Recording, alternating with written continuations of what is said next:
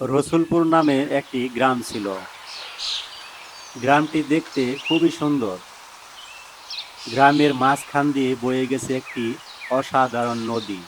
নদীর পাশেই একটি জঙ্গল।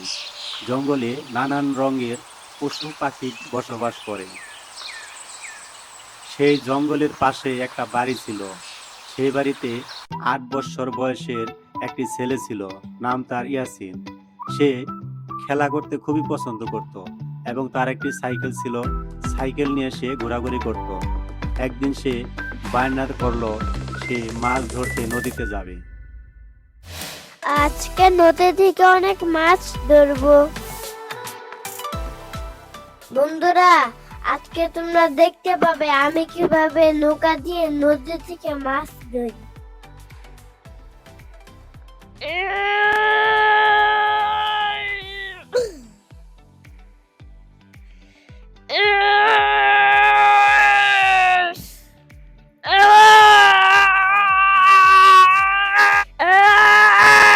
গেছে গেছে গেছে।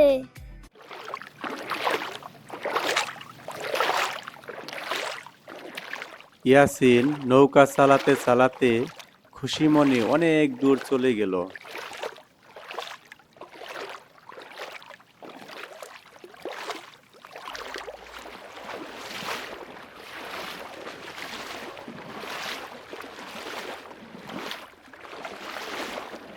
সে কিছু দূর যেতেই তার নৌকার সামনে অনেক ধরনের রঙিন মাছ লাফালাফি করতে লাগলো।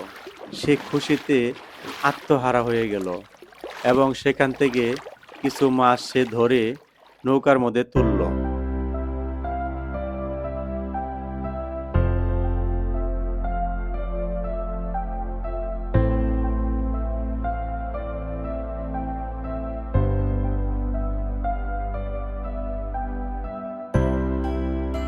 মা, মাছ দেখে অনেক খুশি হবে। ওয়াও, আজকে অনেক মাছ ধরলাম। এখন আমি বাড়িতে যাই। আজকে অনেক মাছ ধরলাম, আবার কালকে আসবো। বেশি দেরি হলে মা বকবে। মাছগুলো তাড়াতাড়ি নিয়ে যাই, মা রান্না করে দিবে। এই নাও মা, কতগুলো মাছ মেরে এনেছি।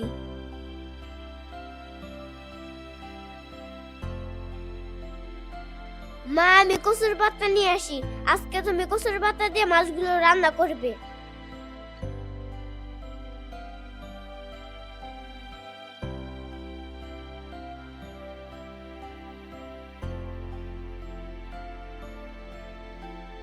এরপরে ইয়াসিন কচুর পাতার জন্যে জঙ্গলের দিকে রওনা দিল। সে হাঁটতে হাঁটতে গভীর জঙ্গলে চলে গেল। চতুর্দিকে শুধু জঙ্গল আর জঙ্গল আর গাছপালা। এবং সে জঙ্গলের মধ্যে কিছু একটা দেখতে পেল। সেখানে সে উকি দিয়ে দেখার পরে একটি গাছ, একটি কচু গাছ সে পেয়ে গেল। কচু গাছটি টান দিতেই তার ওখান থেকে একটি খরগোশের বাচ্চা বের হলো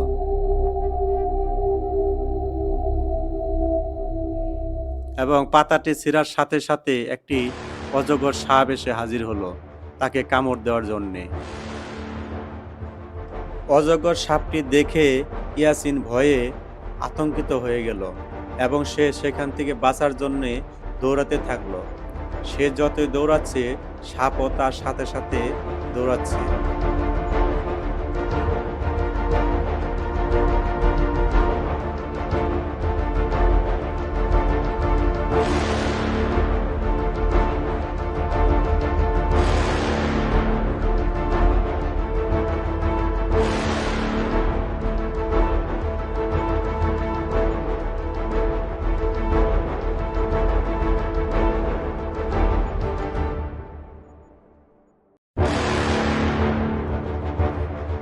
বাঁচাও বাবা, বাঁচাও!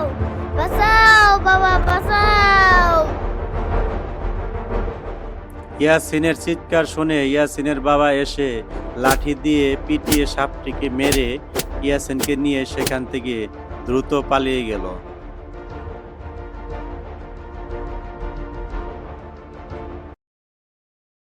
বন্ধুরা, আমার ভিডিওটি যদি ভালো লাগে তাহলে অবশ্যই কমেন্ট করে জানাবেন।